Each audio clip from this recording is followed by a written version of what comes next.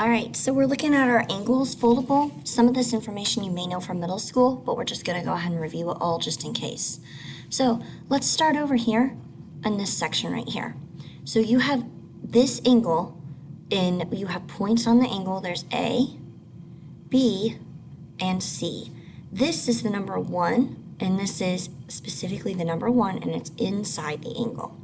So B right here is the vertex. So the corner of the angle is called the vertex, so it is letter B.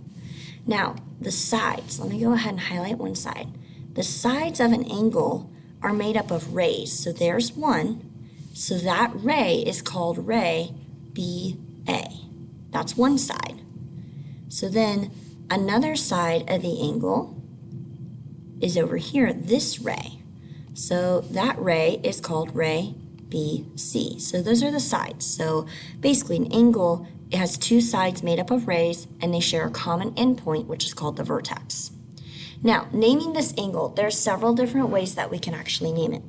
First of all, you can name it with just the vertex. This is probably my least favorite way because it's not very specific if you have a lot of angles happening on the page. But you could name it with the vertex, which is angle B. Another way you can name it is if it has a number inside, like it has that 1 inside, you could call it angle 1. Now, the best way to label it is with 3 points. So you take 3 points. Let's say we start with A. Then if I draw along the angle, then I go to B, and then I go to C. So it's angle ABC. Notice the vertex is in the middle, okay?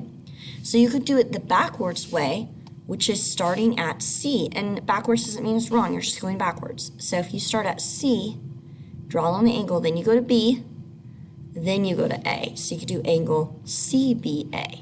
But notice that the vertex is still in the middle. So the vertex is always the middle letter. You name it with 3 points.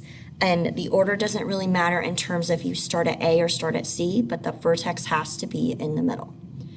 So then in terms of classifying, that means name if it's acute, obtuse, straight, or right. And this is an acute angle. And we'll get to the definition on that. All right, so the definition of an angle. It is a figure formed by 2 rays. So the sides are 2 rays. And they have with a common endpoint. So the rays share the endpoint, which makes the vertex. So you go ahead and pause if you need to and write that down. So now let's talk about acute. Acute means less than 90 degrees. I'm going to go ahead and use symbols and words, and let's draw a picture. Okay, so now let's try obtuse. Obtuse is going to be greater than 90, but less than 180, but we'll just go simple and say greater than 90. And let's use our words, greater than 90. And let's go and draw a picture of an obtuse angle. All right. So now let's switch over and let's do a straight angle. A straight angle is equal to 180 degrees. It's exactly 180 degrees, which means it forms a line. And so it will appear like this. And then we have a right angle, which is equal to exactly 90. Now, how you know for sure it's a right angle if you're not measuring it, if it's just drawn on the picture, it has to have that little box in it saying, hey, I have a right angle. All right, let's practice up here in the naming. So first of all, it asks, what is in the interior of some angle? So you see point U right here? U is not on the angle, U is in the interior of the angle. So I'm going to say it's in the interior of this angle right here. So it's on the inside of that angle. That is angle 3. All right. So now it also wants us to name some things. Let me erase my writing real quick. So it wants us to name angle 3. If you look where angle 3 is right here. So it wants us to name that, which I'm going to start with W, and then X is the vertex, and then Z. So I'm going to call it angle WXZ. You have to have the angle symbol. All right, so now it wants us to name angle 4. So let's highlight that one. So right here is angle 4. So I'm going to start with Z is on that angle right there. And then X is the vertex, and then Y. So Z, X, Y. And that's how I'm going to name that. Okay, let's look at the back of the foldable. I just folded it in along that dotted line. So I attached a picture at the beginning of this to kind of show how I folded it. So looking at the back flap, it says you're going to name the angle, tell if its measure is less than 90 degrees, greater than 90 degrees, equal to 90 degrees, or equal to 180 degrees, and classify the angle. And when it says classify the angle, it means you're going to tell if it is acute, right, obtuse, or straight. That's what it means when it says classify the angle. Okay, let's do 1 together. So 1, it says to first name it. Well, Y is the vertex, okay? So Y needs to be in the middle. So we would do X, Y, Z. Or if you did Z, Y, X, that would be okay. So then B is tell its measure. Well, it's a straight angle. It looks like a line. So, oops, sorry, I got going there. Equals 180 degrees. So then C says to classify the angle. So it is a straight angle. Let's do another one together. So on 2, name the angle. Remember, P is the vertex. So I go F to P to Y. So angle FPY. Or you could do it backwards and do YPF. That would be okay too.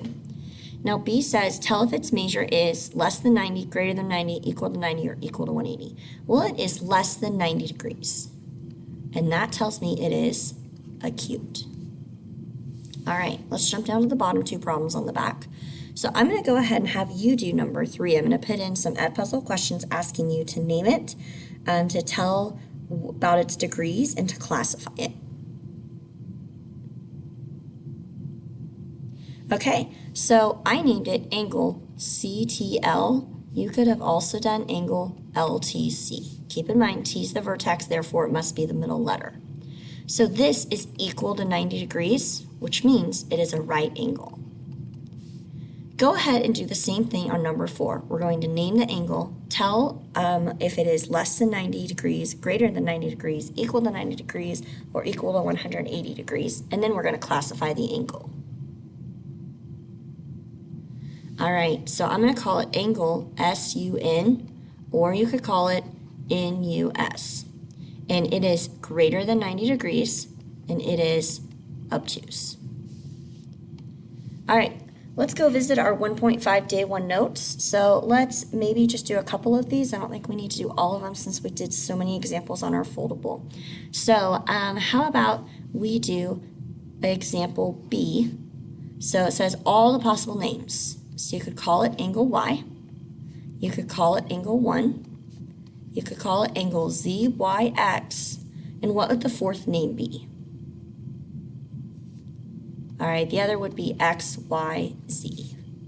Okay, and I just want to point this out.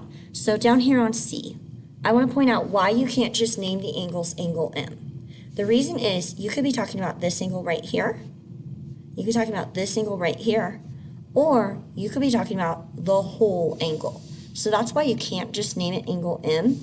You can, in the case of example A or example B, you can name it with 1 letter because there's only clearly 1 angle shown there. But in the case of example C, you need to name it with 3 letters because you need to be able to declare which specific angle you're talking about. So let's do this angle. I'm going to call that angle JMK. So that's JMK. You could do it backwards and do KMJ. So now let's do this angle right here. So that is KML, or backwards is LMK. So then, last but not least, let's try this whole angle right here, the whole thing. So that would be JML, or LMJ. All right, let's go ahead and look at example 2A. So it wants us to measure the angle. Now notice it has the protractor put on it. Also notice that the vertex is at the center of the protractor. So they've got it lined up here and they want GHK. So GHK is that angle. So look where it's going through.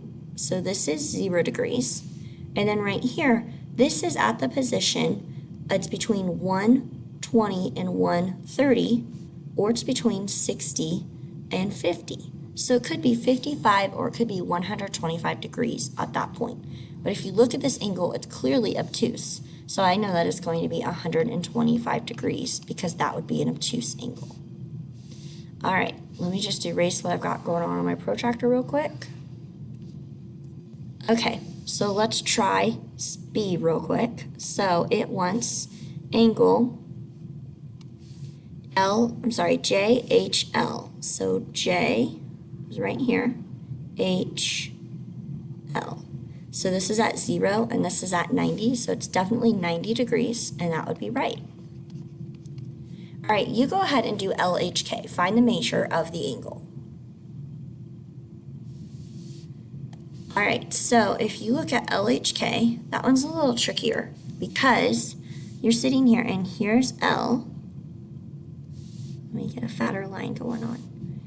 Here's L right here, H, K. So you're going from here to here. So that's not lined up on 0, but you can do it 2 ways. First of all, you could just count and be like, okay, 10, 20, the big lines are 10 each, 30, and then half of it is 35. So we could just say 35 degrees.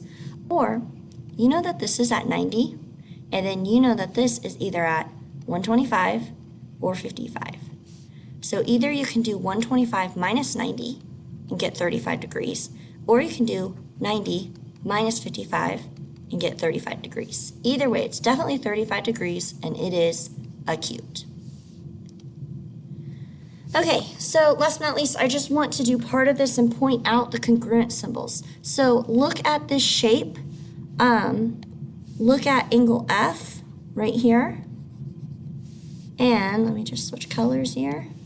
And then look at angle D right here. All right, so notice the little arcs. There's 2 of them on each one.